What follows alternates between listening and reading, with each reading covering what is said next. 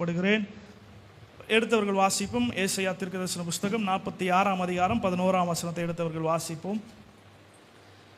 ஏசாயா 46 11ஆம் வசனம். நான் வாசிக்கிறேன். உராஞ்சுகிற ஒரு பச்சையை கிழக்கிலிருந்தும் என் ஆலோசனை நிறைவேற்றும் மனுஷனை தூரதேசத்திலிருந்து வரவழைத்தவனாக இருக்கிறேன். அதை சொன்னேன், அதை நிறைவேற்றுவேன், அதை திட்டம் பண்ணினேன், அதை செய்து முடிப்பேன். ஆமென். இந்த நாளிலும் ஆண்டவர் நம்மை குறித்து, ஒருவேளை இந்த லைவ்ல பார்க்குற இங்கே உட்காந்துட்டு இருக்க நமக்கு ஆண்டவர் வார்த்தை என்ன சொல்றாருன்னா, தேவனுடைய பிளானை என்றைக்குமே அடிச்சிடக்கூடாது. இந்த கடைசி 2 வார்த்தை சொல்லுது, அதை சொன்னேன், அதை நிறைவேற்றுவேன், அதை திட்டம் பண்ணினேன். ஆங்கிலத்தில் அழகாக சொல்ல, ஐ ஹவ் பிளான்டு. நான் உனக்கு இந்த உலகத்தில் நம்ம பிறக்கும் பொழுது என்னென்ன யோசிப்போம். ஒரு குழந்தை பிறக்குதுன்னா இப்போ என்னென்னா அந்த குழந்தை என்ன படிக்கணும், எந்த ஸ்கூல் போகணும், எந்த காலேஜ் போகணும், என்ன இது என்ன அப்படியே இந்த வேலைக்கு போகணும், அந்த டாக்டர் ஆகணும், இன்ஜினியர் ஆகணும், ஐஏஎஸ் ஆகணும், ஐபிஎஸ் ஆகணும், இப்படிலாம் ஒரு கனவு கண்டு அந்த குழந்தை பிறந்த ஒரு நாள் கூட முடிஞ்சிருக்காது. அந்த குழந்தைக்கு இப்படி தான் கல்யாணம் பண்ணணும், ஒரு ப்ரீடாக எல்லாமே யோசித்து வச்சுருப்போம். அதே போல் நம்மளுடைய வாழ்க்கையில் ஆண்டவர் நம்ம பிறப்பதுக்கு முன்பதாக வசனம் சொல்லப்படுகிறது, தாயின் வயிற்றில் உருவாவதுக்கு முன்பதே நான் உன்னை தெரிஞ்சுக்கிட்டேன். நம்மளுடைய கரு உருவாவதுக்கு முன்னாடியே ஆண்டவர் நம்மளை வந்து முன்குறிச்சிட்டாரு. அப்போ ஆண்டவர் நமக்குன்னு ஒரு சர்டன் பிளான் ஆண்டவர் வச்சிருப்பாரு. ஆமென், ஆமென். சர்டன் ஒரு நல்ல ஒரு பிளான் ஆண்டவர் வச்சிருப்பாரு. நமக்கே தெரியாது நிறைய விஷயம். இப்போ சின்ன வயசில் ஒரு எக்ஸாம்பிள், சின்ன வயசில் ஒரு 5th ஸ்டாண்டர்ட் படிக்கும்போது, இப்போ நீங்கள் எல்லா ஸ்கூல் போயிருப்போம். 5th ஸ்டாண்டர்ட் படிக்கும்போது நம்மளை கேட்கும் போது என்ன ஆயிருக்கணும், கனவு என்ன சொல்லியிருப்போம், டாக்டர் ஆகணும், 10th வந்துட்டு இன்ஜினியர் ஆகணும். அப்படியே கொஞ்சம் அப்படியே வரும்போது, ஐயோ ஃபஸ்ட்டு பாஸ் ஆனால் போதும், முதல்ல அரியர் இல்லாமல் பாஸ் ஆனால் போதும், அப்படி தான் எல்லாம் நினைப்போம். நம்மளுடைய பிளான் எல்லாமே டிஃப்ரெண்ட்டாக மாறிட்டே இருக்கும். அப்பா அம்மா சொல்லலாம், இது நீங்கள் படி, நல்லா இருப்பேன் சொல்ல, அதுக்கப்புறம் அவங்களுடைய பிளானை சேஞ்ச் பண்ணுறாங்க. ஏன்னா நம்மளுடைய திட்டம் சில செய்ய முடியாது. அது நம்மளுடைய ஃபினான்ஷியல் ஸ்டேட்டஸோ இல்லை நம்மளுடைய சரீர டிஸ்டர்பன்ஸ் ஏதாவது ஒன்று இருக்கும், அப்படி தானே. அப்போ ஆனால் ஒரு காலத்தில் நானும் அப்படி தான், என்னப்பா நல்லா ஹைட்டாக வெயிட்டாக இருக்கேன்ல, நான் போலீஸுக்கு ரொம்ப ட்ரை பண்ணேன். ஆனால் எனக்கு போலீஸே கிடைக்கல. நான் 2 முறை ஆக்சுவலாக நான் வந்து இங்கே ஊழியம் செய்வேன் நான் எதிர்பார்க்கவே இல்லை. நான் ஊழியத்தில் வந்து ட்ரம்ஸ் வாசிப்பேன், அதுக்கப்புறம் வந்து என்ன சொல்லுது, நல்லா வேலை செய்வேன், எல்லாமே க்ளீன் பண்ணுவேன், இப்படி தான் இருந்தேன். ஒரு நாளும் நான் ப்ரீச் பண்ணணும்னு நினச்சதே இல்லை. பட் ஆண்டவருடைய திட்டத்தை நான் உணர்ந்தேன். நான் இந்த இடத்துல நிற்கும், இந்த வசனம் தான் என்னை தொட்டுது. ஆமாம், இந்த ஒரு வார்த்தை தான் என்னை தொட்டுது. அப்போ ஆண்டவருடைய பிளானே வேறு. நல்லா மைக்கே பிடிக்க மாட்டேன், மைக்கெலாம் செட் பண்ணுவேன், சூப்பராக செட் பண்ணி அவ்வளோதான் போய் உட்காந்துருவேன். நான் போயிட்டு பேட்டில் உட்காந்துன்னா பேட் வருஷம் முடிச்சிட்ட பிறகு அந்த டைம் போயிட்டு கிரிக்கெட் விளையாடுவேன். நல்ல கிரிக்கெட் ரொம்ப ஜாலியாக விளையாடுவேன். இந்த மூலகுத்திரம் சிமிட்ரி இருக்குல்ல, சுடுகாடு, அங்கே நல்லா விளையாடுவேன் அந்த கிரவுண்டில். இவ்வளோ தான் என் வேலையை. ஊழியனா கரெக்டாக போயிடுவேன், ஆனால் வந்து வர்ஷிப் பண்ண மாட்டேன், சாங் பாட எதுவுமே பண்ண மாட்டேன். ஆனாலும் ஆண்டவர் எனக்குன்னு ஒரு நாளை வச்சுருந்தார். இன்றைக்கி நான் ஊழியனாக நிற்கிறேன். ஆமாம், எங்கள் அப்பா ஒரு பாஸ்டர், அவங்களும் ஒரு 2 வருஷத்துக்கு தான் முன்னாடி இருந்தாங்க. எனக்கு ஒரு அண்ணன் இருக்கார், அவரும் ஊழியக்காராக இருக்கார். ஒரு அக்கா இருக்காங்க. என்னுடைய மனைவி ஊழியம் செய்கிறாங்க, என்னோட கூட சேர்ந்து ஊழியம் செய்து கொண்டு இருக்கிறார்கள். அப்போ ஆண்டவருடைய பிளானே வேறு. நான் ஆண்டவர்கிட்ட கேட்டேன், ஆண்டவர் எதுக்கு இந்த வார்த்தையை எனக்கு கொடுக்குறீங்க? எப்பவுமே கேட்பேன், எதுக்கு இந்த வார்த்தையை கொடுக்குறீங்க? சம்திங் ஏதோ ஒருத்தருடைய லைஃப்பில் நம்ம நிறைய பிளான் போட்டிருப்போம். நம்ம நிறைய டைம் ஆண்டவர்கிட்ட அது கேட்போம், எப்படி ஆசீர்வாதம் தான் கேட்போம். ஆண்டவர் எனக்கு இது கொடுங்க. இப்போ நான் ஒரு பேப்பர் உங்ககிட்ட கொடுத்துட்டு உங்களுக்கு என்னென்ன ஆசையோ ஆண்டவர்கிட்ட கேட்கணுமோ எல்லாம் கேளுங்கன்னா எத்தனை பேர் எழுதுவீங்க? நிறைய எழுதுவோம். சில பேர் எக்ஸ்ட்ரா பேப்பரே கேட்போம், எக்ஸ்ட்ரா பேப்பர் ப்ளீஸ் அப்படின்லாம் கேட்போம். ஏன்னா நிறைய ஆசைகள் நமக்கு இருக்கும். ஆனால் என்னைக்குன்னா ஒரு நாள் ஆண்டவர்கிட்ட கேட்டிருப்போம், ஆண்டவரே என்ன குறித்து உங்களுடைய பிளான் என்ன? என்னைக்குன்னா ஒரு நாள் ஏதோ நம்ம லைஃப்பில் ஒரு நாள் கேட்டிருப்போமா, என்னை வச்சு என்ன நீங்கள் பிளான் பண்ணியிருக்கீங்க சொல்லுங்க அப்படின்னு சொல்லிட்டு நம்ம கேட்டிருக்கோமா? தேவஜனமே, இதை கேட்டுக்கொண்டு தேவஜனமே, நம்மளுடைய வாழ்க்கையில் நிறைய சுச்சுவேஷன் நம்ம வந்திருப்போம். நிறைய பிளானை நம்ம போட்டு, இப்போ நான் ஒரு ரீசெண்டாக நான் இன்ஸ்டாவில் பார்த்துருந்தேன். பிஸ்னஸ் பண்ணி ஏமாந்து போனவங்க, பிஸ்னஸ் ஸ்டார்ட் பண்ணி அதில் வந்து லாஸ் ஆன 10 லட்சம் 20 லட்சம். ஏன்னா தன்னுடைய ஓன் பிளான் அது எங்கே முடியுது? லாஸில் தான் முடியுது. ஆனால் ஆண்டவருடைய பிளான் என்றைக்குமே லாஸ்லேயே முடியாது. அதுக்கு சில சான்றிதழ் நான் காட்ட ஆசைப்படுகிறேன். ஒரு மனிதர், நமக்கெல்லாம் தெரிஞ்ச ஒரு மனுஷன், ஆதியாகமத்தில் 22ஆம் அதிகாரம் 1ஆம் வசனத்திலிருந்து 12ஆம் வசனத்தை வாசிப்போம். ஆதியாகமம் 22ஆம் அதிகாரம் 1ஆம் வசனத்திலிருந்து 2ஆம் வசனம். Genesis chapter 22. இந்த காரியங்கள் நடந்த பின்பு தேவன் ஆபிரகாமை சோதித்தார். எப்படின்னு அவர் அவனை நோக்கி, ஆபிரகாமே என்றார். இதோ அடியேன் என்றார். இந்த கதை நமக்கு எல்லாருக்குமே தெரியும். இது தெரியும். ஆபிரகாமை பற்றி தெரியாதவங்க இருக்க மாட்டோம், அப்படி தானே? நம்ம நல்ல ஒரு ஃபெலோஷிப்பில் இருக்கோம், கண்டிப்பாக நம்ம வேதத்தை குறித்து அதிகமாக அறிஞ்சிருப்போம். ஆபிரகாமை குறித்து நமக்கு நல்லா தெரியும். ஆபிரகாம் ஆண்டவர் அழைச்சார். ஆபிரகாம் 17ஆம் அதிகாரத்தில் உன் இனத்தையும் ஜனத்தை விட்டு நான் உன்னை ஆசீர்வதிப்பேன், உன்னை கடற்கரை மணலை போல என்ன நட்சத்திரத்துக்கு போல இருக்க எல்லா ஆசீர்வாதமும் வாக்குத்தத்தங்களை கொடுத்து ஆண்டவர் ஆபிரகாம் அழைத்தார். ஆனால் ஆபிரகாம் இருந்தது என்ன? குழந்தை. அப்போ ஆண்டவர் ஒரு நாள் சொல்ல, நான் உனக்கு ஒரு குழந்தைய உண்டு பண்ணுவேன், அவன் தான் உன்னுடைய புத்திரன் எனப்படுவான், அவன் தான் உனக்கு எல்லாமே, அவன் தான் ஒரு சொத்தை, அவன் தான் யானுவான். Abraham okay. அப்புறம் ஆபிரகாம் 99 வயது ஆண்டவர் ப்ராமிஸ். கிட்டத்தட்ட ஆபிரகாம், அதாவது வேத ஆராய்ச்சியாளர்கள் சொல்கிறாங்க 100 வயசில் ஆபிரகாம் ஈசாக்கை பெற்றான். இப்போ ஈசாக்கு பிறந்துட்டார்.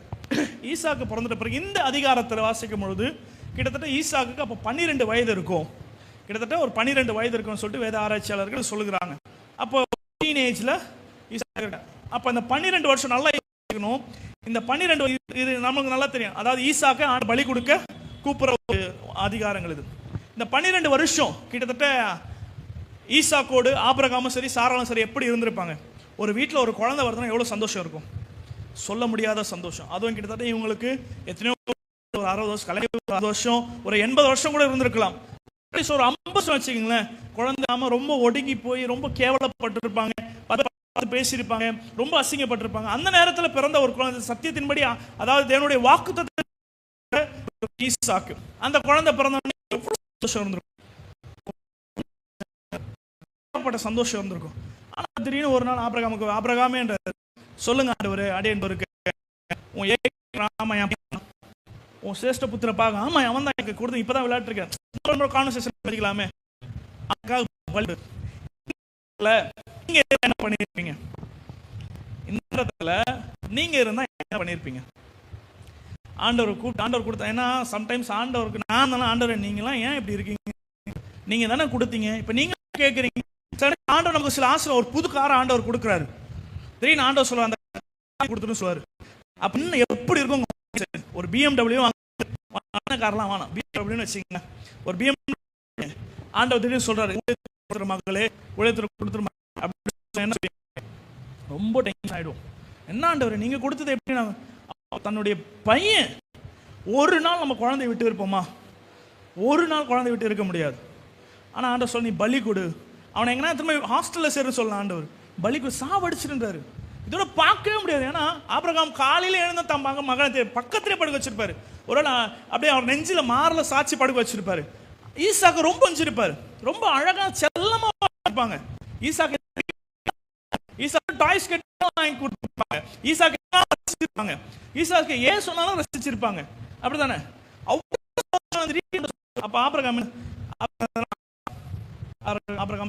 வசனத்தை தொடர்ந்து நீங்க வாசிக்கும், நமக்கு நேரம் இல்லை, வசனத்தை தொடர்ந்து வாசிக்கும் பொழுது அவன் எழுந்து பிரயாணம் பண்ணி எங்க போறான்?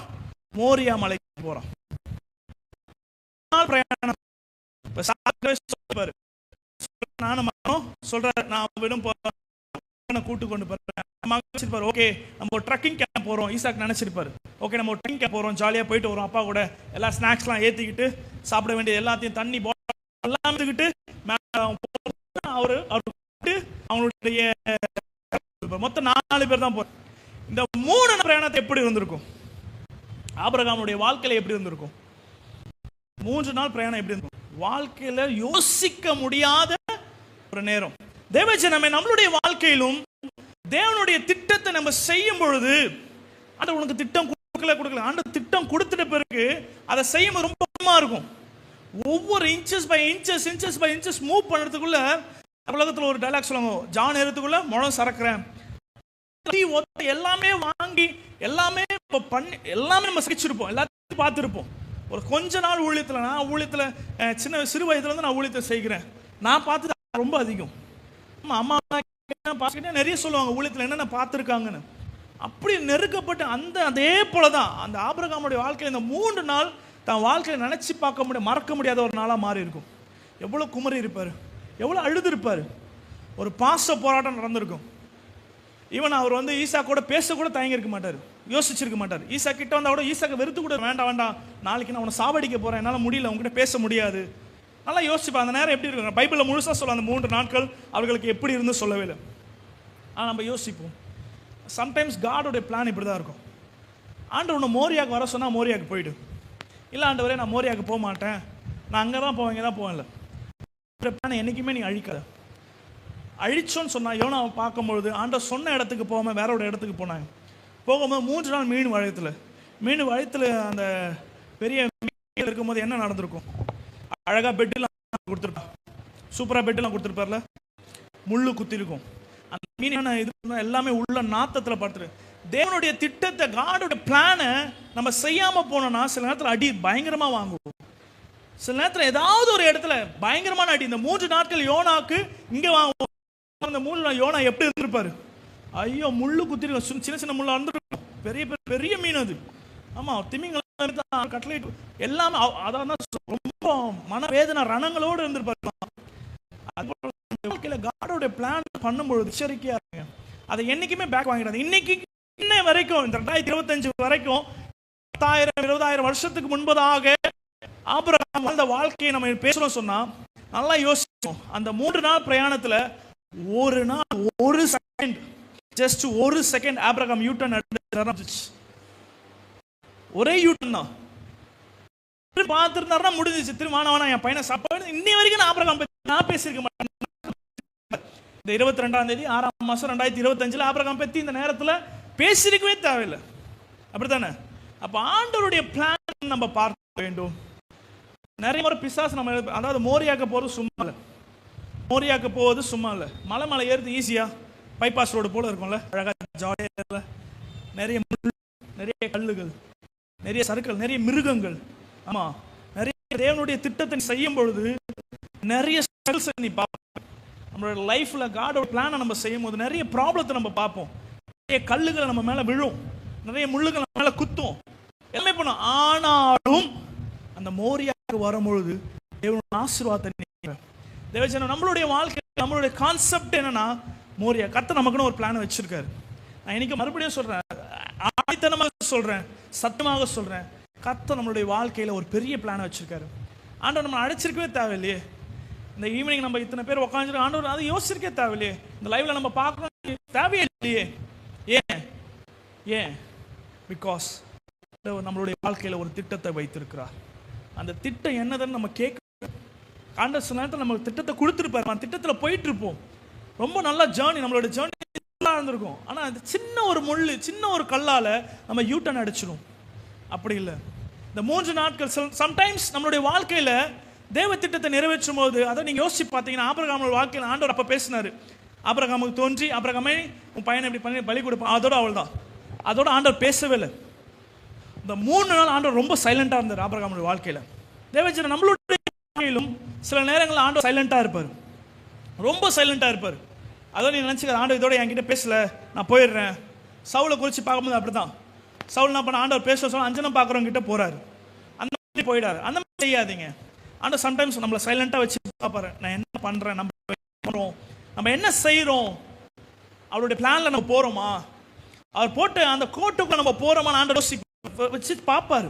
நம்ம யோசேப்பினுடைய வாழ்க்கையை எடுத்து பார்த்தோம் என்று சொன்னால், யோசேப் எத்தனையோ வருஷம் ஆண்டவர் ரொம்ப குவைட்டா இருந்தார். யோசேப்பினுடைய வாழ்க்கையில குழியில போட்டாங்க, விற்று போட்டாங்க, அங்க போயிட்டு தேவையில்லாத படி சிறைசாலை இவ்வளவு நிமிஷம் யோசேப்பு ஒரு நாள் ஆண்டவர் மறுதலிக்கல.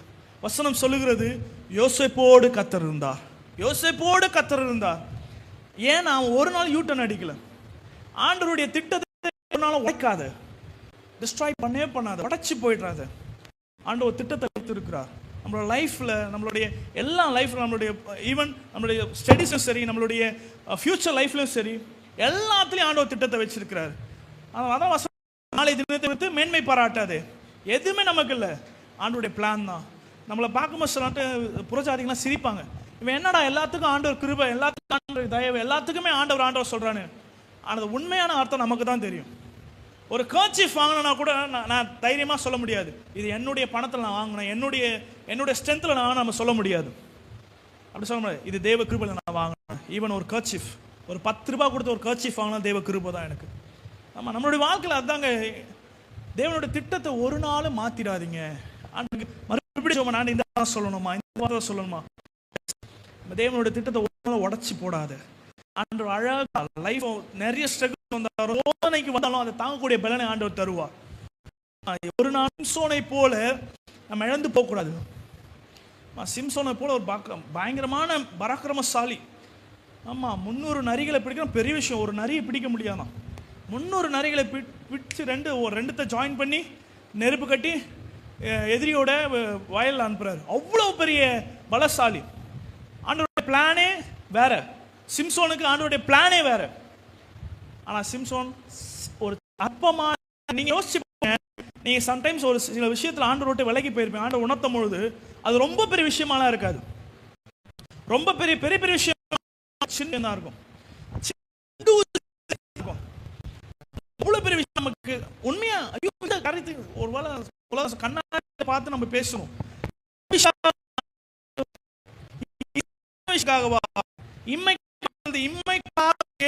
ஆண்டவர் மேல பற்றுதலா இருப்போம் என்றால் நாம் பரிதபிக்கப்பட்டு இருப்போமா? இந்த லைஃப்காக நம்ம மட்டும் ஆண்டவரே எனக்கு இது கிடைக்கணும், அதுக்காக உங்களுக்கு ஸ்தோத்திரம். உபாசம் 40 நாள் உபாசம் போடுவாங்க, 20 நாள் உபாசம் போடுவாங்க, 21 நாள் உபாசம் போடுவாங்க.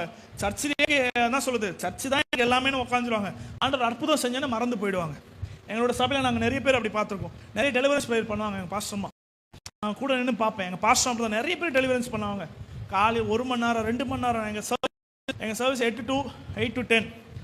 ஆனால் நாங்கள் கீழே இறங்குது பார்த்தீங்கன்னா 4 o'clock 5 o'clock சம்டைம்ஸ் 6 o'clockலாம் இருக்கீங்கன்னா நிறைய பேர் டெலிவரன்ஸ் ப்ரேயர் நடக்கும் எங்கள் சர்ச்சில். அவ்வளோலாம் கஷ்டப்பட்டு அந்த ஆத்துமாக்களை டெலிவரன்ஸ் பண்ணிட்டு வருவாங்க. ஆனால் மறுநாள் அவங்க அது மறுவாரம் அவங்க வரமாட்டாங்க. ஏன்னா அவ்வளோதான், இதுக்காக இம்மைக்காக மாத்திரம்தான் வாழ்கிறாங்க. தேவச்சனமே நம்மை ஆண்டவர் அதற்காக அழைக்கவில்லை. நம்ம ஆண்டவர் ஒரு பிளானை வச்சிருக்க. நம்ம எனக்காக நியமிக்கப்பட்ட ஓட்டத்தில் நான் பொறுமையோடு ஓடுறேன். என்னுடைய டார்கெட் என்னன்னா போய் நான் பார்க்கணும், அவர்கிட்ட நான் கிரீடத்தை வாங்கணும். அவ்வளோதான் என் டார்கெட்டே. அவ்வளோதான். பவுல் சொல்ல லாபமான அனைத்தையும் நான் நஷ்டம் என்று விடுறேன், எல்லாமே நஷ்டம் என்று விடுறேன்.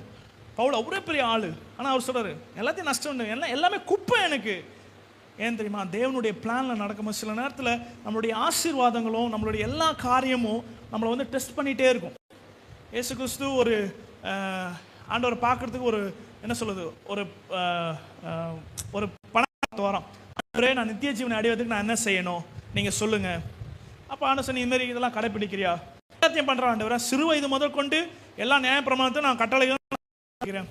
அப்போ என்ன பண்ணுவோம்? ஆஸ்தியெல்லாம் விட்டு என் பின்னே வாண்ட முடியாது. ஏன்னா நம்ம விட முடியாது, சில பழக்கங்கள் நம்ம விட முடியாது. அந்த ஒரு காரியம் தான். ஒருவேளை அது பணங்களோ இல்லை பதவியோ இல்லை ஏதாவது ஒன்று. நான் எப்பவுமே அடிக்கடி உங்க வார்த்தை சொன்னேன், இயேசுக்காக எதை வேணா இழக்கலாம், ஆனால் எதற்காகவும் இயேசு இழக்கக்கூடாது. அதுதான் நம்மளுடைய மோட்டோவே அதுதான். இயேசுக்காக நான் எதை வேணா இழக்கிறேன், என் சொத்து சுகம் எல்லாத்தையும் இழக்கிறேன். ஆனால் இயேசுக்காக அதாவது மற்றதுக்காக இயேசு நான் எதுக்காகவும் இயேசு இழக்க மாட்டேன். அப்போ நம்மளுடைய வாழ்க்கையில் there is a purpose, a plan. ஆண்டவருடைய பிளான் ஒன்று இருக்கு. நிறைய டைம்ஸ் ஆண்டவருடைய பிளான் என்னன்னு நம்ம கேட்க மாட்டோம். எல்லா நேரம் என்னுடைய பிளான் என்னன்னு தான் பார்க்கணும். ஒரு காரியம் ஆரம்பிக்கிறோம்னா நம்ம அது பண்ணணும் இது பண்ணணும், அவங்ககிட்ட காசு ரெடி பண்ணலாம், போடுவோம், இதெல்லாம் பண்ணுவோம், டிகிரி சர்டிஃபிகேட் வச்சு இப்படி பண்ணலாம் எல்லாத்தையும் யோசிப்போம். ஆனால் என்னைக்குலாம் ஆண்டவருடைய ஜெபம் பண்ணுவோம்னு யோசிச்சிருக்கோமா? வசனம் சொல், முதலாவது தேவனுடைய ராஜ்யத்தையும் அவருடைய நீதியும் தெரியும், இதெல்லாம் கூட கொடுக்கப்படும். நம்ம ஆசீர்வாதத்தை தேடி ஓடுவதை பார்க்கலாம், ஆண்டவர் தேடி ஓடுங்க. ஒன்றுமே இந்த எலிசா நமக்கு நல்லா தெரியும். அதாவது 2 ராஜாக்கள் வாசிக்க வேண்டாம். 2 ராஜாக்கள் 19ஆம் அதிகாரம் 19ஆம் வசனத்தில் 19 ஆண்டவர் வந்து எலிசாவை அழைப்பார். ஆமாம், 12ஆம் ஏர் ஓட்டுகிற எலிசா, அப்படி தானே? 12ஆம் ஏர். அப்போ அந்த 12ஆம் ஏர் ஓட்டுகிற எலிசா ஆண்டவர் சொல்கிற எலியா பார்த்து அவனை போய் கூட்டுப்பா, ஊழியத்தை கூட்டுப்பா. எடுத்தவங்க வாசிக்கலாம். 19 1 ராஜாக்கள் 1 Kings 19:19. 1 ராஜாக்கள் 19 வசனத்தை மட்டும் வாசிக்கலாம்.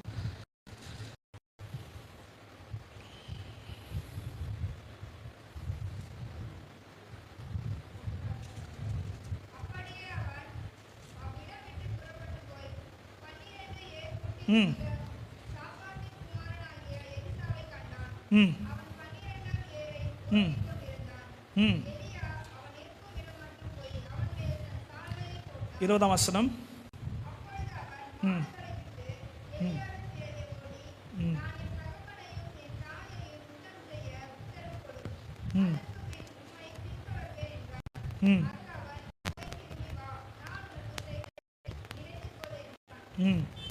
வாசிங்க, தொடர்ந்து வாசிங்க.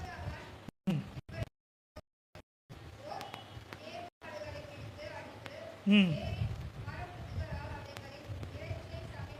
ம் போதும்.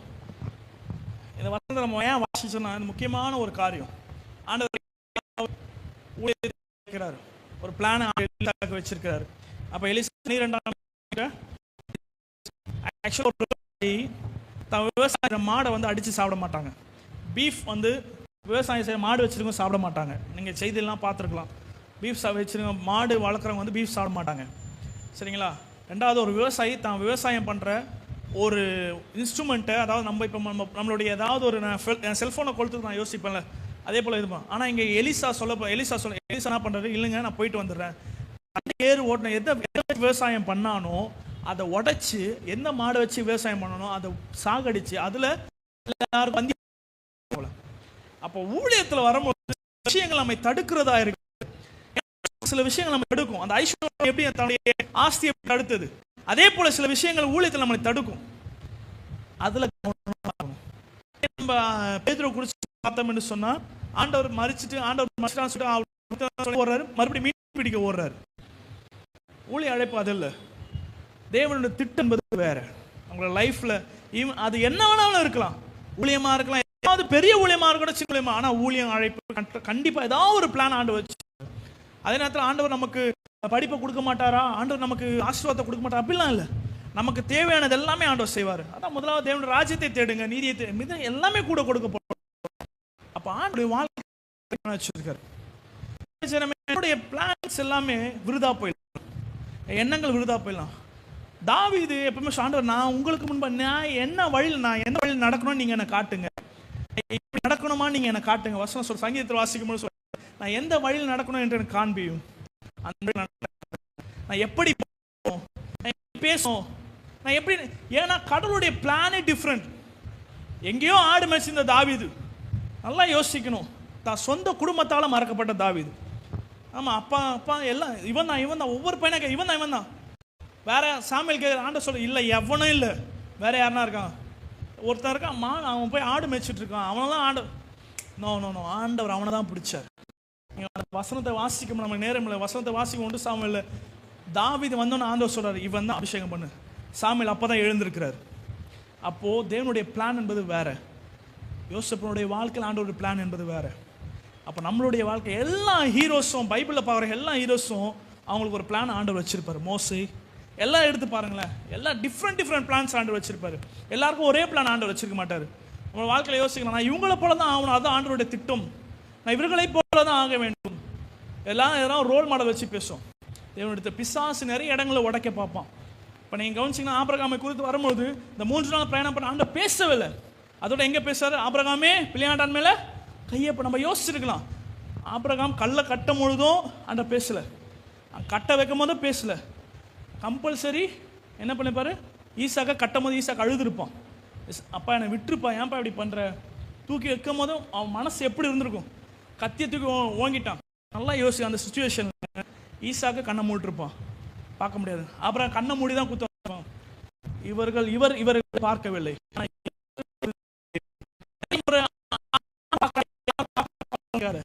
உன்னை பார்க்க ஒருவர் உண்டு, அவர் தான் இயேசு. நம்மளுடைய வாழ்க்கையில் நிறைய டைம்ஸ் காடோட பிளானை மறந்துடும். பிசாசு நிறைய காரியங்கள் நம்ம கொடுப்பான், நிறைய நேரத்தில் உயிரை எடுப்பான். உங்கள் மத்தியில் பேசுகிற நான் என்னுடைய சாட்சி நான் சொல்ல, எனக்கு இன்னும் டைம் இருக்குது, 10 நிமிஷம் இருக்குது. நான் இறந்து போயிருந்தேன், ஆகஸ்ட் 7ஆம் தேதி நான் இறந்து போயிருக்கணும். ஆமாம், ஒரு கம்பெனியில் வேலை செஞ்சுட்டு இருந்தேன், ஒரு கெமிக்கல் கம்பெனி. சீக்கிரமாக சொல்லிடுறேன், கெமிக்கல் கம்பெனியில் வேலை செஞ்சுட்டேன். திடீர்னு அந்த கம்பெனி என்னென்னா, நான் படித்தது காமர்ஸ் டிபார்ட்மெண்ட்டு, பட் ஆனால் நான் வேலைக்கு வந்து கெமிஸ்ட்ரி டிபார்ட்மெண்ட்டு. அது எப்பவுமே ஆம்பளை பசங்க வாழ்க்கையில் நடக்கிற ஒரு விஷயந்தான். ஆமாம், பாய்ஸ் வாழ்க்கையில் நடக்குது ஒன்று தான், படித்தது ஒன்று, வேலை செய்கிறது ஒன்று தான் நாங்கள் இருப்போம். ஸோ அதனால் நம்ம தான் ஹீரோ வாட்சே, எல்லாத்தையும் கற்றுக்கணும்னு சொல்லிட்டு இப்போ மேனேஜர்னு கூப்பிட்டாங்க. கடைசியில் லேபர் வேலையும் செஞ்சேன். மிஷின் ஆப்ரேட் பண்ண அக்ரலிக் அப்படின்னு சொல்லப்படுகிற ஒரு ரசாயனம், இந்த பார்க்கிங் டைல்ஸ் மேலாம் அடிப்பாங்க. பார்க்கெல்லாம் பார்த்தீங்கன்னா கலர் கலர்லாம் டைல்ஸ்லாம் இருக்கலாம், அது மேலே அடிக்கிற கோட்டிங், அது ஷைனிங், அது பிளாஸ்டிக்கை உருக்கி செய்கிற இது. ஸோ அது வந்து கெமிக்கல் ரியாக்ஷன் ஆகும். அந்த டைமிங் படி விட்டோன்னு சொன்னால் அதோட ஸ்மோக் வந்து ஓவர் ஆகிடும். அது வந்து ப்ரிப்பரேஷன் ஆகாது, அவுட்புட் வரும்போது தான் நமக்கு வந்து கேர்னஸ் ஆகும். சம்டைம்ஸ் நார்மலாக சரியாக செஞ்சாலும், இப்போ நான் அங்கே இருந்துட்டு தூரத்தில் 10 அடி தூரத்தில் இருந்தாலும் என் மேலே அந்த ஸ்மெல் அடிக்கும். நான் வீட்டுக்கு போவோம், வெளியே போவோம், வெளியே என்னோட ட்ரெஸ் எல்லாம் ரிமூவ் பண்ணிட்டு தான் நான் உள்ளே போயிட்டு வச்சுட்டு தான் உள்ள போவேன். அந்த மாதிரி இருக்கும். அது விட்டு கம்பெனி விட்டு வரும்போது எனக்கு கேர்னஸாக இருக்கும். வேலை சும்மா உட்காந்துருந்தாலும் 10 அடி தூரத்தில் உட்காந்தாலும் ஒரு டீ குடிச்சிட்டு தான் என்னால் பண்ண முடியும். இப்போ 2 நார்த் இந்தியன் பசங்களை வச்சு வேலை செஞ்சோம். ஒருத்தன் திடீர்னு நின்றுட்டான். அதனால் இன்னொரு பையன் நான் தான் ரொம்ப வேலை, அன்றைக்கி ரொம்ப வேலை இருந்தது. ஸோ செஞ்சுட்டு இருக்கும்போது திடீர்னு பையன் என்ன பண்ணிட்டான், 45 மினிட்ஸ் ஓட வேண்டிய மிஷினை 55 மினிட்ஸ் ஓட விட்டான். சாரி, 1 hour 5 minutes ஓட விட்டான். 20 நிமிஷம் எக்ஸ்ட்ரா ஓட விட்டான். அவன் ஓட விட்டு தான் அந்த கெமிக்கல் எனக்கு தெரியல.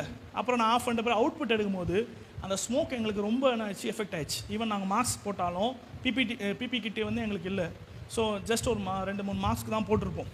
அதை போட்டு தான் எங்களுக்கு கேர்னஸ் ஆகிட்டு அந்த பையன் என்ன பண்ணால் அதில் விழுந்துட்டான். அது அவுட்புட் கீழே இருக்கும், அது எல்லாமே கீழே சிந்தி அது மேலே விழுந்துட்டான். அவனை காப்பாற்றி திரும்ப வச்சு அந்த பையனை எழுந்துடுறான் சொல்லிட்டு இது பண்ணி நான் வெளியே திரும்பி அந்த பையனை பண்ணிட்டான். அதை நம்மளை போதை ஆக்கணும். இந்த எப்படி இந்த மதுபானம்லாம் குடிக்கும்போது போதை ஆக்குது, அது மாதிரி போதை ஆக்கணும். திரும்பி அதில் போய் விழுந்துட்டான். நானும் அவனை போய் விழுந்தாலும் அவ்வளோதான், மண்டை அடிப்பட்டு அவ்வளோதான், முடிஞ்சிச்சுடான்னு நினச்சேன். அவ்வளோதான், ஏசப்பான்னு கத்தி பார்த்துட்டேன். 5:30 மணிக்கு விழுந்தேன். 8:30 மணிக்கு தான் எங்களை கெமிக்கல்லேருந்து தூக்குறாங்க. அதுவும் என் ஒய்ஃப் வந்து ஃபோன் பண்ணி, இதில் இன்னொரு சிரிப்புன்னா, எனக்கு கல்யாணம் ஆகி அப்போது 2 மாதம் தான் ஆகுது. ஜூன் 10 எனக்கு கல்யாணம், இது ஆகுது ஆகஸ்ட் 7. அப்போது அவங்க ஃபோன் மேலே ஃபோன் அடிச்சு வெளியே போன ஒரு டிரைவர் ஃபோனை எடுத்து பேசி அவங்க இதை மாதிரி வந்து போன மாதிரி படுத்துட்ருக்காங்க. இது அப்புறம் எங்கள் வீட்டில் எல்லாம் ஓடி ஒரு ரெடியூல்ஸில் நான் இருந்து வடபரம்பாக்கம் கம்பெனி. அப்போ ரெடியூல்ஸில் வந்து ஒரு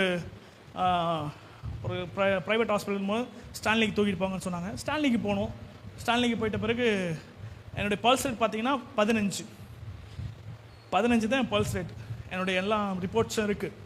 15 தான் என் பல்ஸ் ரேட். ஸ்டான்லி 9:50க்கு போகிறேன். ஃபஸ்ட் ஃப்ளோரில் என்னை போடுறாங்க 10 மணிக்கு. கிட்டத்தட்ட 1.25 மணி நேரம் என் உயிருக்கான டாக்டர்ஸ் போராடுறாங்க. 1.5 மணி நேரம் 1.25 மணி நேரம் எனக்கு ஃபஸ்ட் எய்ட் பண்ணி என்னை எப்படினாவது எழுப்ப வைக்கணும். ஆனால் ஒரு கிருபை எழுந்துட்டேன். எழுந்து பார்க்கும்போது எல்லாம் கேட்குற மாதிரி தான், எங்கே இருக்கேன் அப்படின்னு கேட்டேன். உனக்கு இது மாதிரி ஆயிடுச்சு, ஸ்டான்லியில் இருக்கேன். அப்புறம் என் ஒய்ஃப் ஞாபகம் வந்தது. ஏன்னா அப்போ தான் எங்களுக்கு மேரேஜ் ஆகி கரெக்டாக ஒரு மாதத்துலேயே அவங்க வந்து கன்சீவ் ஆனாங்க. அப்போ தான் 20 days முன்னாடி தான் கன்ஃபார்ம் ஆகுது அவங்க வந்து ப்ரெக்னெண்ட்டாக இருக்காங்கன்னு சொல்லிட்டு. நாங்கள் டெஸ்ட் எடுக்கும், சாரி ஒரு 10 நாளைக்கு முன்னாடி தான் அது வந்தோடனே. இப்படி அப்போது வயிற்றில் பாப்பா என்னன்னு பயத்துலேயே நான் அப்புறம் திரும்பி மயக்கடிச்சு விட்டேன். அப்போ திரும்பி என்னை ஃபஸ்ட் எய்ட்லாம் பண்ணி ரெடி பண்ணி வச்சாங்க. ஃபஸ்ட் நாள் எனக்கு 6 மணி நேரம் எனக்கு டைம் கொடுத்தாங்க.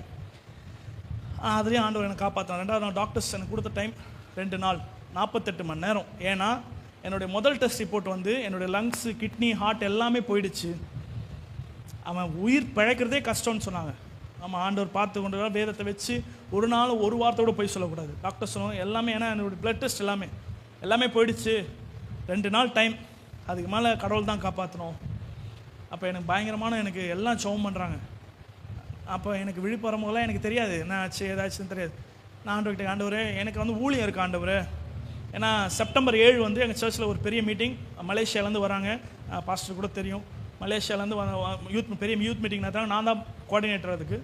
ஸோ அவங்க அந்த டீமுக்கு ஃபுல்லாக நான் தான் எல்லாம் பண்ணோம். மீட்டிங் ஃபுல்லாக கண்டக்ட் பண்ணது நான் தான். போஸ்டர்லேருந்து எல்லாமே நான் தான் பண்ணிகிட்ருக்கேன். திடீர்னு எல்லாமே இப்படி ஆகிடுச்சோன்னு எனக்கு ஆண்டவர், நான் எழுந்து ஆண்டவரே எனக்கு நான் ஊழியத்துக்கு போனேன், எனக்கு சீக்கிரமாக வெளியே கொண்டு போங்க.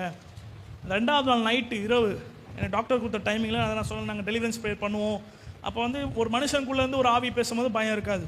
ஒரு ஆவியை நேரில் வந்து பேசும்போது எவ்வளோ பேர் ஆளாக இருந்தாலும் பயப்படுவான். திடீர்னு ஒரு நைட்டு 1:30 மணி இருக்கும். என் பக்கத்தில் ஒரு உருவம் மாதிரி அங்கே உட்காந்து பேசுது. உன்னை நான் 2:30 மணிக்கு நான் தூக்குறேன், பார்க்குறியா அப்படின்ச்சு. நான் சொன்னேன் முடிஞ்சால் தூக்குன்னு. நான் எழுந்துக்கணுன்னா என்னை ஒருத்தர் தூக்கணும். ஏன்னா பின்னாடி எனக்கு வந்து டிஸ்போசபிள் பெட்ஷீட் வச்சுருப்பாங்க. அதுக்கப்புறம் அதுக்கப்புறம் இலை வாழை இலை இருக்கும். அது கீழே பெட்ஷீட். ஆக்சுவலாக ஒரு ஃபயர் ஆக்சிடென்ட் எனக்கு. அதை எழுந்துக்கும் போது எல்லாமே ஒட்டிகிட்டு இருக்கும். அப்படியே எடுக்கும் போது அந்த உயிரே போயிடும். அப்போ தான் யோபை யோசிப்பேன், எவ்வளோ கஷ்டப்பட்டுருப்பாரா எப்பா மனுஷன்.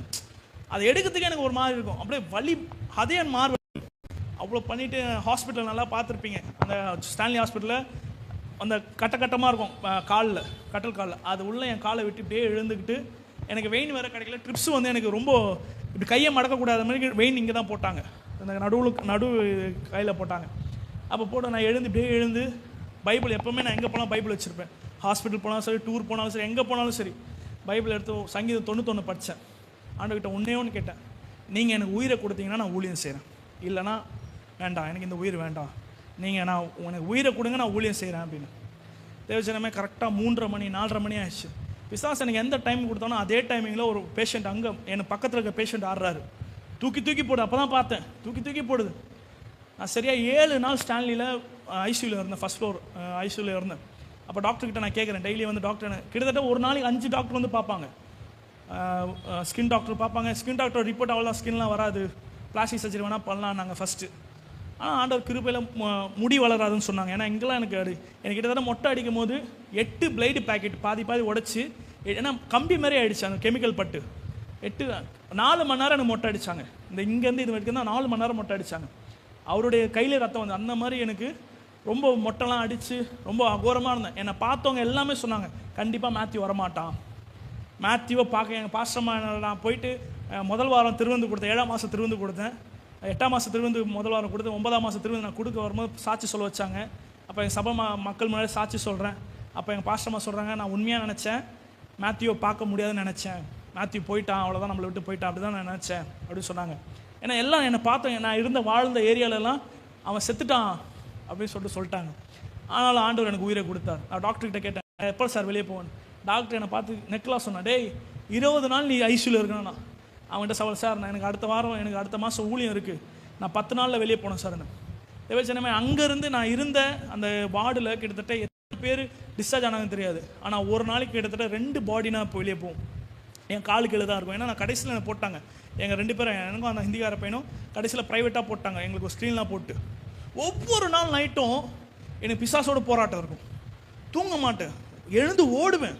ஒரு நாள் ட்ரிப்ஸ் எல்லாம் கட்டிட்டேன், எழுந்து ஓடுறேன். அந்த மாதிரி எனக்கு பயங்கரமான போராட்டம் இருக்கும். ஆனாலும் ஆண்டவர் என்னை பத்திரமாய் ஆண்டவர் கொண்டு வந்தார். 22 நாள் நான் உட்காரவே முடியாது இப்படி ஏன்னா பின்னாடி உட்கார இடத்துல என்னுடைய ஃபோட்டோஸ் இருக்குது. நீங்கள் போகும்போது கூட கேட்டிங்கன்னா என்னுடைய ஃபோட்டோஸ் நான் காட்டுறேன் உங்களுக்கு. என்னுடைய ஃபோட்டோஸில் கண்டிப்பாக காட்டுறேன். ஏன்னா அந்த அந்த வேதனை எனக்கு பயங்கரமாக இருக்கும். என்னோடய ஃபோட்டோஸ் பார்த்தீங்கன்னா நீங்கள் நினைப்பீங்க, இவனா இதுன்னு சொல்லுவீங்க, நீ தானா இதுன்னு. உண்மையான இப்போ லைவில் கூட நான் காட்ட ரெடி. என்னுடைய ஃபோட்டோஸ் பார்த்தீங்கன்னா அவ்வளோ ஒரு டேஞ்சராக இருக்கும். இவனா என்னை பார்த்தேன், எனக்கு தெரிஞ்சவங்க என்னை வந்து பார்ப்பாங்க, நான் அவங்களுக்கு தெரியாது, இது மேத்யூன்னு சொல்லிட்டு போயிட்டே இருப்பாங்க. ஏன்னா அப்படி இருப்பேன் நான். ஆனாலும் ஆண்டவர் எனக்கு உயிரை எனக்கு பத்திரமாக எனக்கு கொடுத்தார். நான் ரொம்ப பயந்தேன், என் மகளுக்கு எதனா ஆகிடும். எனக்கு ஒரு பாப்பா பிறந்தா இதே ஹாஸ்பிட்டலில் மார்ச் 9 தான் பிறந்தாங்க, சோலையப்பனில் தான். எல்லாம் சொன்னாங்க, பாப்பா நிற்காது, பாப்பா இறந்துரும் அப்படிலாம் சொன்னாங்க. ஆனால் ஆண்டவர் என் மகளை பத்திரமாக கர்த்தர் பாதுகாத்தார். எந்த ஒரு குறையும் இல்லை, என் பொண்ணுக்கு எந்த ஒரு குறையும் இல்லை. 5ஆம் மாதம் ஸ்கேன்லேயும் சரி, 9ஆம் மாதம் ஸ்கேன்லேயும் சரி, இங்கே வந்துட்டு டாக்டர் 40ஆம் நாள் ஸ்டான்லியில் போய் பார்க்கணும், அவங்களுடைய காது மூக்கில் பார்த்தோம், எல்லாத்துலேயும் ஆண்டவர் என் மகளை பாதுகாத்தார். இன்னொரு விஷயம், நான் எப்பவுமே வந்து சாப்பிட உட்கார முடியாதுல்ல, முட்டி போடுவேன், கீழே தலைக்காணி வச்சு முட்டி போட்டு பெட்டில் இப்படி விற்பேன். என் மனைவி தான் எல்லாமே எனக்கு சாப்பாடுலாம் ஊட்டுவாங்க. அப்போ எங்கள் சபையில் 3 நாள் எங்களுக்கு ஃபாஸ்டிங், எனக்காக போட்டாங்க. தொடர்ந்து மாதம் நடக்கும் 3 நாள் ஃபாஸ்டிங். சபை மக்களோட ப்ரேயர் என்னன்னா, எங்கள் பாஸ் உடல் ஊழியருக்காக நாங்கள் ஜெபம் பண்ணுறோம். அவங்க முதல் நாள் ஜெபம் பண்ணாங்க, அப்போ தான் உக்காஞ்சேன். 22 நாள் கழித்து உட்காடுறேன். அவங்க 2ஆவது நாள் ஜெபம் பண்ணுறாங்க, நான் பைக் எடுத்து ஓட்ட ஆரம்பிச்சிட்டேன். ஆண்டவர் பத்திரமாக என்னை பாதுகாத்தார். இந்த ஆக்சிடென்ட் நிறைய பேர் சொன்னேன், எப்படிடா வெளியே வந்தேன்னு கேட்டாங்க. ஆனாலும் ஆண்டவர் என்னை பத்திரமாய் கொண்டு வந்தார். நான் அப்போ தான் நினச்சேன், ஆண்டவருடைய பிளானே வேறு. அப்போ தான் நினச்சேன், என்னை வச்சு ஆண்டவருடைய பிளானே வேறு. அதான் சொல்கிறேன், நான் ஊழியமே செய்ய மாட்டேன்னு நினச்ச ஒரு ஆள், ஊழியமே செய்ய மாட்டேன். ஆனால் ஆண்டவருடைய கிருபையில் இன்றைக்கி நான் ஜெபம் பண்ணுறது, ஆண்டவரே எனக்கு ஊழியத்தை தாங்க, நான் இன்னும் ஊழியம் செய்யணும். கர்த்தருடைய கிருபையிலே வாழ்கிறோம். ஆமாம், கடவுளுடைய பிளானே வேறங்க. நீங்கள் யோசிச்சு பாருங்களேன், உங்கள் லைஃப்பில் நீங்கள் ஏன் இப்படி இருக்கீங்க, நம்ம எதனால் ஏன் இப்படி இருக்கணும், நம்ம அதான் ரொம்ப கம்மியாக இருக்கணும், இல்லை எதனால் இப்படி இருக்கோம் அப்படின்னு நம்ம யோசித்து பார்க்கும்போது நமக்கு தெரியும். ஆமென். என்னோட திட்டம் என்பதை வேறு. தேவச்சனமே, ஒரு நாளும் சிம்சோனை போல என்னுடைய பிளானை நீ மாற்றிடாத. ஆபிரகாமை போல எந்த நேரத்தில் எப்படி போனாலும் சரி. ஒருவேளை இந்த மெசேஜ் ஆல்ரெடி நான் வந்து என்னோட சபையில் நான் கொடுத்தேன். நான் மறுபடியும் அதை ஆண்டவர் கிட்டே, இதை நான் கொடுக்கணுமா, நான் திரும்பி பேசுவா அப்படின்னு நான் சொன்னேன். ஆண்டவர் நீ பேசுன்னு சொன்னார். ஆமாம், அப்போ ஆண்டவர் ஏதோ ஒரு திட்டத்தை ஆண்டவர் நம்ம லைஃப்பில் இம்ப்ளிமெண்ட் பண்ண பார்க்குறாரு. ஏதோ ஒரு நாள் ஆண்டவருக்காக நீ வாழ்வன்னு சொன்ன ஒரு நாளை நீ மறந்துட்டு, ஆண்டவருடைய பிளானே மறந்துட்டு நம்மளுடைய பிளானில் நம்ம போயிட்டுருக்கோம். போகாத.